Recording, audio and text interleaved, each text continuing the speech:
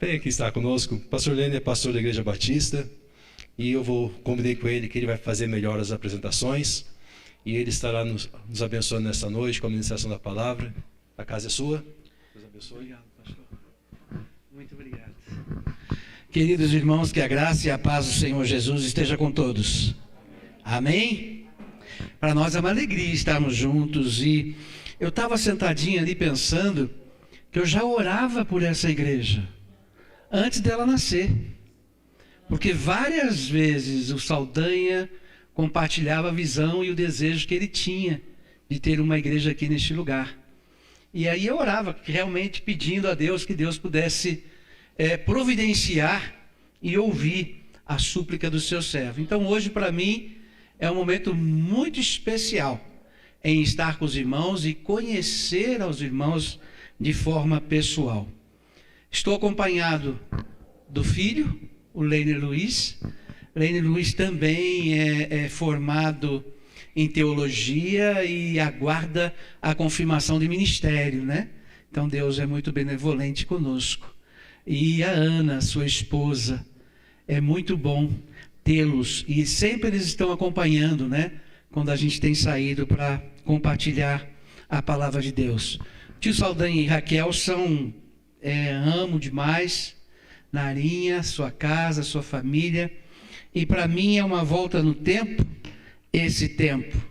E de acordo com a palavra, os irmãos vão estar entendendo por que eu estou falando desta forma. Eu tenho trabalhado como conferencista e trabalhado como pastor, tem aberto, ajudado a fortalecer igrejas e aberto novos trabalhos. Nós estamos imbuídos aí num projeto lá em San Antonio, no Texas, e agora em junho tivemos o nosso primeiro culto de uma igreja brasileira em San Antonio. San Antonio é uma cidade grande e não havia igreja evangélica brasileira em toda San Antonio e nem na grande San Antonio. E hoje, pela graça de Deus, nós já podemos dizer que existe uma igreja evangélica ali. E eles estão se reunindo e estamos orando para que Deus levante um pastor que more na localidade e que esteja assumindo aquele trabalho. Então, os irmãos, lembrem em suas orações desse projeto, desse trabalho, desse momento que estamos vivendo, que eles estão vivendo ali, naquele lugar. Queridos, eu gostaria de convidá-los a abrir as suas Bíblias em Coríntios, 2 Coríntios, capítulo 1, versículo 3 e o versículo 4. A igreja e o evangelismo. É isso, né, pastor? A igreja e o evangelismo. Eu gosto de pensar no evangelismo não sendo como uma opção que nós temos. O evangelismo jamais vai ser opção. Você, como crente no Senhor Jesus, você não tem a opção. O evangelismo, ele vem conosco, ele nasce conosco a partir do momento em que você conhece a sua nova realidade diante de Deus. A sua realidade como filho. Deus levantando você, Deus trazendo a você, Deus tocando em você e Deus dando a você a responsabilidade de compartilhar o evangelho. Nós não temos a opção de falar ou não falar. A nossa vida precisa expressar a fé que nós temos, a maneira que nós confiamos, a nosso propósito de vida. Não existe razão de viver se não confiarmos. Se nós não confiarmos, nós vamos ser como pessoas que não têm uma experiência e não conhecem a Cristo. Quando eu vejo uma igreja nascendo, quando eu vejo bancos de uma igreja vazios, eu sinto um grande desafio. E a minha vontade é sair pela rua e pegar as pessoas no meio da rua e trazer para a igreja. Porque certamente Deus tem um projeto para você aqui.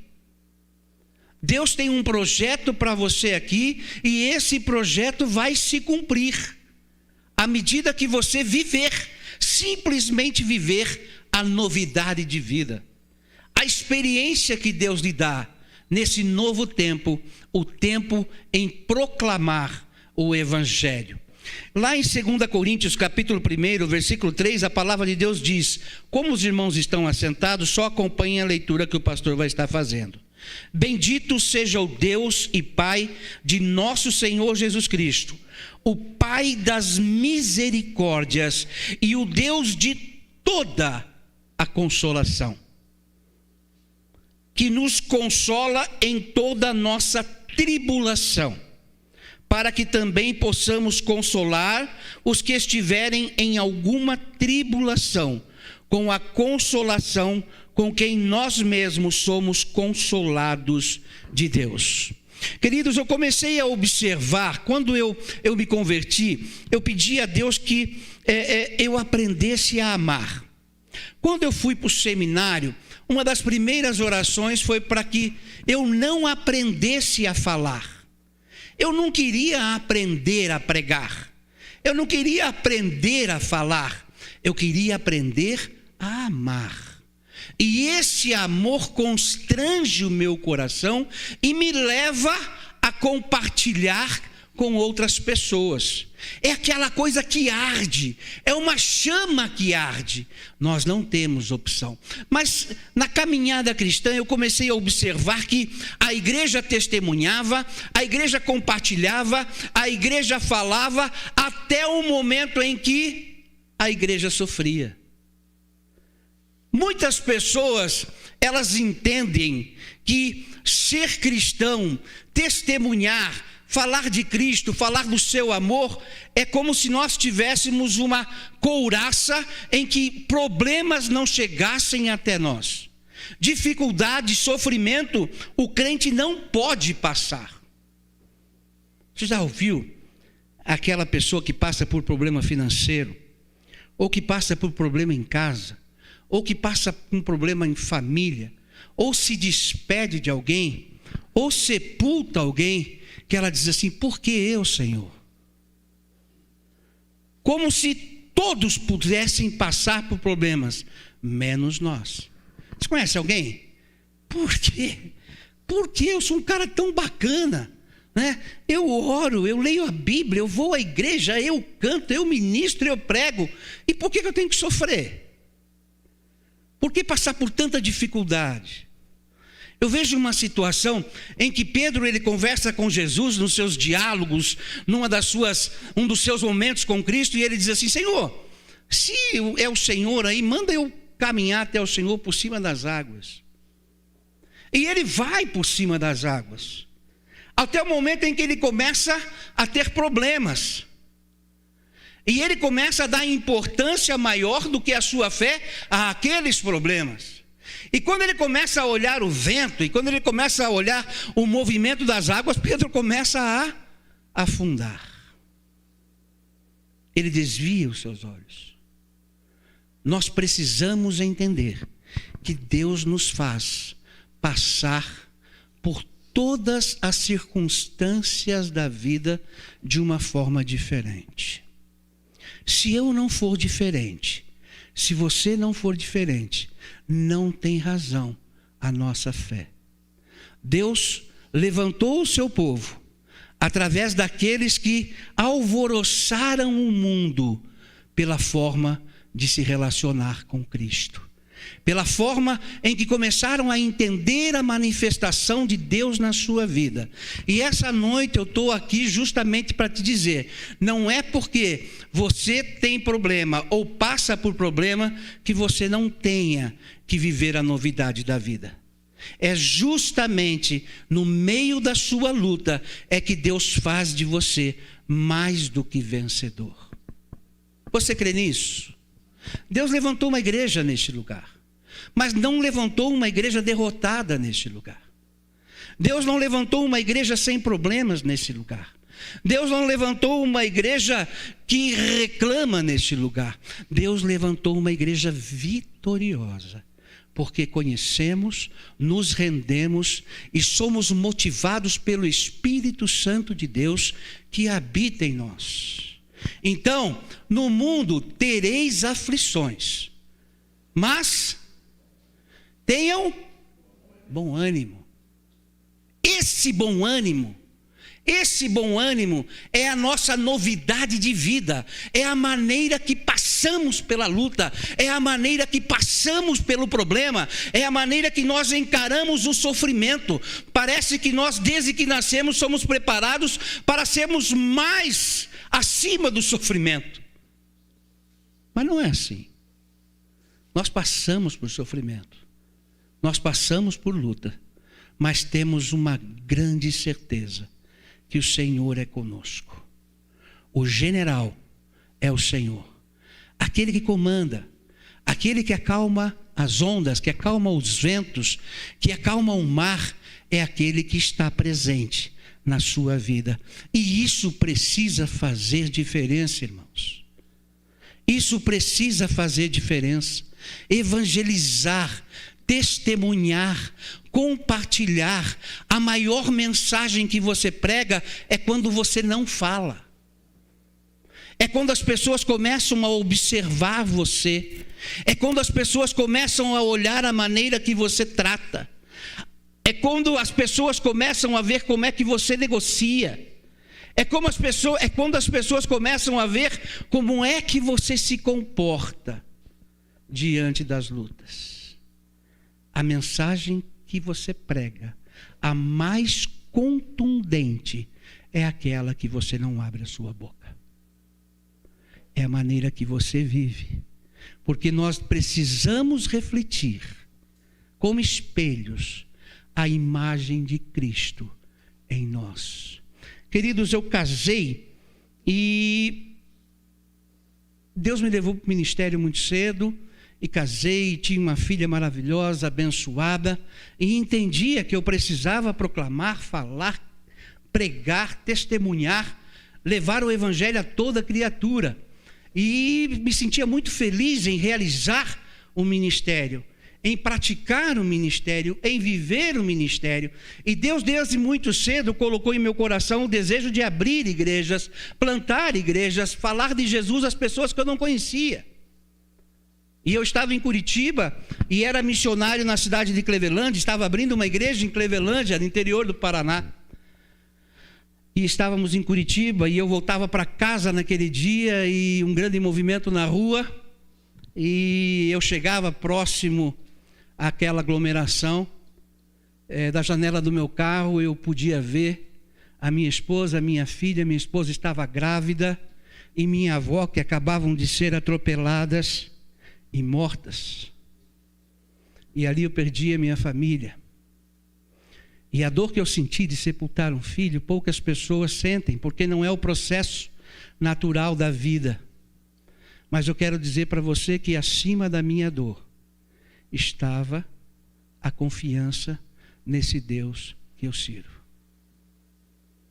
Interessante que desde o meu processo em conhecer a Cristo como Salvador, eu entendia que nós precisávamos ser felizes, independente daquilo que nós passamos. Nós precisávamos falar, testemunhar, independente daquilo que nós vivíamos.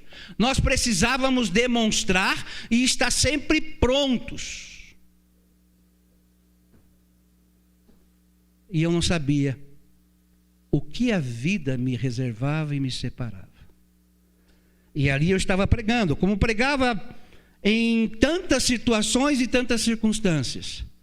Mas ali eu estava pregando com os caixões na minha frente. E estava me despedindo da minha família. Pronto? Jamais estive pronto. Mas confiando sempre. Jamais estive pronto. Mas confiando sempre. E eu vou dizer para vocês que a graça de Deus era maior do que a minha dor, do que o meu sofrimento, do que eu estava vendo. Às 2h da tarde, eu estava saindo para uma reunião na Convenção Batista Paranaense. Minha filha sobe no meu colo e fala assim: papai, deixa eu orar por você. E ela diz assim: Jesus, abençoa meu papai. Me beija e desce correndo e vai brincar.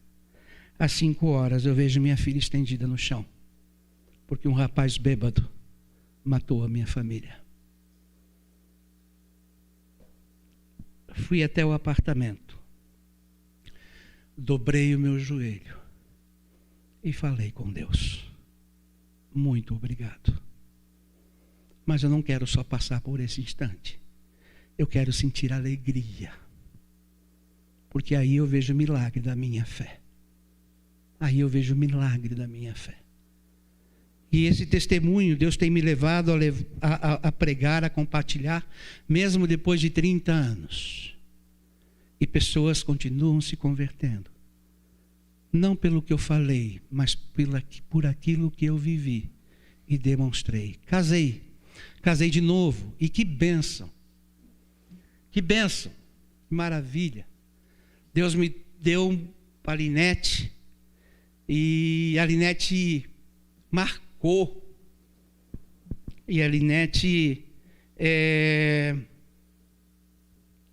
me deu o presente de ser novamente pai. E quando eu fiquei viúvo e encontrei a Linete, ela dizia assim: Deus me deu a oportunidade de fazer você pai novamente. E a Linete era diabética. E Lene Luiz nasceu de 6 meses, menos de 700 gramas. E ali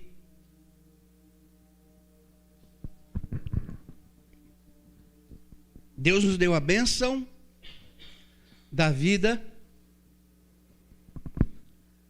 Só que a diabetes da Linete desequilibrou-se. E ela começou a ter muitos problemas. Mas eu vou dizer uma coisa aos irmãos. Eu não conheci pessoa de fé maior do que ela. De alegria de servir a Deus como ela. Mesmo os seus rins parando, mesmo precisando de hemodiálise, aonde o corpo rejeitava os seus catéteres, não podia fazer na coxa, não podia fazer no pescoço, nos braços, e ela lutava pela vida.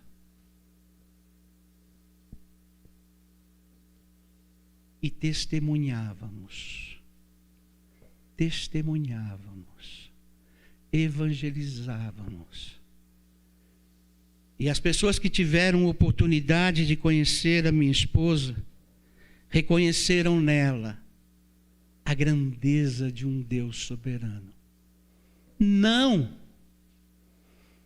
em uma vida sem problema, mas em uma vida onde Deus era o rei, o soberano, aquele que estava em nossas orações e nos fazia sentir mais do que vencedores. Essa é a igreja. Esta é a igreja. O tempo passando e nós totalmente desorganizados, não conseguindo manter Linete viva. 34 anos. Ela tinha uma agendinha de oração. E sempre com um sorriso e muita fé. A Linete sempre estava orando pela igreja, pelas pessoas. E alguns dias antes de a Linete morrer, ela estava na igreja que eu era pastor, aqui em Curitiba. E ela estava pregando, com um sorriso enorme, com as mãozinhas com luva, porque os seus dedos ressecaram, com dificuldade de andar, porque não havia circulação em seus pés. Mas ela falava. E quando ela não falava, as pessoas eram tocadas pela maneira em que ela vivia. Eu não imaginei jamais que Deus me daria a oportunidade de testemunhar, de evangelizar, mesmo quando eu chorava. Nós não vivemos como se estivéssemos alheios ao sofrimento, alheios ao mundo. Nós estamos nesse mundo e somos aqueles que Deus levanta, que Deus autoriza a compartilhar o Evangelho, para que, sabe, pela fé, a gente comece essas cadeiras a terem nomes, porque as pessoas que vão sentar nelas, elas vão ter as suas histórias. E vocês precisam fazer parte dessa história. E vocês precisam orar por elas. E vocês precisam testemunhar para elas. E vocês precisam dizer que mesmo na sua maior luta, o Senhor é maior do que toda ela. Mesmo na sua mais profunda dor, o Senhor é a razão do seu sorriso. Mesmo na sua maior dificuldade, a sua esperança está em Cristo Jesus. E é assim a igreja. Por isso eu não consigo imaginar a igreja vazia. Por isso eu não consigo imaginar a igreja distante das pessoas. Mas eu vejo a igreja, você, no meio dessas pessoas. E vocês orando por elas. E vocês mostrando que aquele Deus que habita no coração, no seu coração, é o Deus que está fazendo diferença e pode mudar a vida de pessoas que estão sofrendo. E estão sofrendo sem Jesus. Você acredita nisso? Como é que você passa pelos seus problemas? Como é que você passa por eles? Reclamando? Como é que você passa por eles? Perguntando a Deus: Deus, por que eu? Por que eu? Como é que você passa por eles? Dizendo ao Senhor: Senhor, eu não merecia isso. Você conhece alguém que fala assim? Você já ouviu alguém dizer isso? Eu não merecia passar pelo que eu estou passando, mas melhor seria se você dissesse ao Senhor: Senhor, graças a Deus, que eu estou tendo a oportunidade de te conhecer, mesmo nessa fornalha de fogo ardente. Quando aqueles 3 foram lançados na fornalha, o que aconteceu? Foi ali na fornalha, foi ali no fogo ardente, que se via a figura de um quarto homem. E é esse o quarto homem que está presente nos seus momentos de tribulação. E é esse o quarto homem que te mantém de pé. É esse o quarto homem que te mantém de joelhos, demonstrando a sua gratidão, a sua oração, a sua petição, o seu clamor, porque Deus está com a sua mão estendida sobre a sua igreja, sobre o seu povo. Deus está com a sua mão estendida sobre aqueles lares que ainda não conhecem a Cristo e eles precisam ser alcançados. Talvez seus parentes, talvez seus vizinhos, talvez seus patrões, talvez as pessoas que trabalham por você, mas esses que têm alvoroçado o mundo chegaram também até nós. Que o Senhor abençoe você, igreja. Que o Senhor abençoe a sua fala. Que o Senhor abençoe a sua maneira de viver. Que haja diferença no lugar onde você está, porque Cristo está presente em você. Porque Ele tem feito, Ele tem escrito em seu coração, tem marcado com o seu sangue derramado a sua vida. A igreja e o evangelismo você não tem. Eu não sei falar. Que bom que você não sabe falar. Eu tenho vergonha. Coragem. Eu lhe dou um espírito de coragem. Eu lhe dou um espírito de ousadia. Não tenham medo. simplesmente reflitam o que Cristo fez por vocês. O que Cristo fez por nós. Uma das coisas que mais provoca o meu coração é saber que as pessoas estão sem Jesus. E elas precisam ser alcançadas. E vão ser alcançadas pelo nosso testemunho. Eu gostaria que você fechasse os seus olhos. E eu quero orar por você.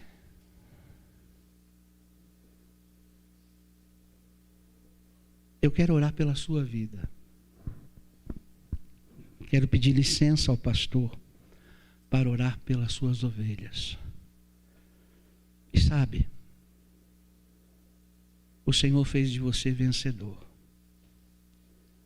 Eu não sei a luta que você passa, mas eu sei que você é vencedor. Eu não sei se você chora, mas eu sei que o Senhor enxuga toda lágrima. Eu não sei se a tua fala é pesada, mas eu sei que o Senhor, Ele usa você. Eu não sei se você tem condições de andar, mas eu sei que Ele firma os teus joelhos. Eu não sei se você está caído, mas eu sei que Ele pode te levantar. Eu não sei como está a sua vida, mas eu sei que essa noite, em nome de Jesus, Ele pode transformar. Você crê nisso? Eu quero orar por você essa noite. Graça a vós e paz da parte do Senhor Jesus. Bendito seja o Deus das misericórdias. Misericórdia, Senhor, seja derramada sobre a sua igreja. Misericórdia seja derramada sobre o seu coração. Misericórdia seja derramada sobre a sua casa. Não fique quieto diante do que Deus tem para você. Não fique quieto diante das suas lutas. Não fique quieto, não se cale. Porque Deus tem algo a fazer neste bairro. Deus tem algo a fazer nesta igreja. E Ele já tem feito. E essa igreja já está multiplicando com a sua visão. Essa igreja já está indo para outro bairro. O pastor está trabalhando, começando um novo ministério. Essa igreja somos nós. E é assim que o Senhor nos dá esse espírito de coragem. E sabe, jamais a dificuldade vai calar o povo de Deus. Mas a dificuldade vai revelar a grandeza do Deus que ela serve, que nós servimos e quem adoramos. Há alguém essa noite que gostaria de ficar em pé para que eu orasse por você? Não sei se você passa por lutas, mas eu quero dizer que o sofrimento tem me feito apaixonado por Deus que eu creio, pelo Deus que eu sirvo. E eu me sinto um vencedor. Eu olho para trás na minha vida, eu não imaginava isso. Não imaginava. Mas eu olho para trás em minha vida e vejo em todas as circunstâncias um Deus presente e um Deus que me segura em pé. E é esse Deus que coloca a mão sobre você, que restaura a sua casa, que restaura a sua vida, que restaura a sua família. Família que você ama, família que você intercede por ela, que você coloca diante de Deus no seu altar. E é no altar de Deus que eu quero colocar a sua vida essa noite. Porque em Cristo as lutas existem. As lutas existem e nós passamos por elas. Mas nós somos mais do que vencedores. Em nome de Jesus. Nós somos mais do que vencedores. Difícil é o dia que eu não choro. Difícil é o dia que eu não lembre. Mas todos esses dias o Senhor me consola. e me faz vencedor, e me faz sorrir. E nesse deserto aqui, o Senhor faz florescer, e florescer com uma mensagem de amor, de esperança e de confiança. Eu agradeço a Deus, porque essa noite você está em pé, não diante de mim, mas diante do Deus que você serve. E é esse Deus quem conhece você, sabe do que você precisa. Pai de amor, em nome de Jesus, é diante do Senhor que eu me calo, é diante do Senhor que eu me rendo, e é diante do Senhor que eu peço autorização espiritual para me colocar na brecha dessas ovelhas, na brecha da vida dessas pessoas. E eu quero interceder por elas essa noite e pedir para que o Senhor, ó Pai, na sua misericórdia, visite cada coração, visite cada família, cada lar, porque Tu sabes, ó Deus, o que acontece dentro de nós. Tu sabes, Senhor Deus, qual é a nossa realidade. Tu sabes da nossa luta. Tu sabes aquilo que aflige a nossa alma. Mas nós queremos dizer que o Deus da nossa vida é maior do que qualquer aflição que possa bater em nossa porta. Por isso, Senhor, levanta esta igreja. Essa igreja que avança como uma igreja que compartilha a fé, que compartilha aquilo que acredita, que compartilha a sua experiência com um Deus vivo. Espírito Santo de Deus, que o Senhor esteja fazendo a obra neste lugar. Continue a fazer. Abençoe o teu pastor, abençoe a sua casa, abençoe a sua família, e a visão do seu ungido que venha direto do trono do Senhor, e que a bênção da sua palavra alcance e exorte a este povo, e console aqueles que precisam ser consolados, e traga ânimo àqueles que precisam estar recebendo a palavra de ânimo, e que haja fé neste lugar, aquela fé que esteja acima do entendimento humano. Pai, em nome de Jesus, repousa o teu Espírito sobre cada um aqui presente. Eu te agradeço agora, em nome de Jesus. Amém, Senhor. Deus te abençoe.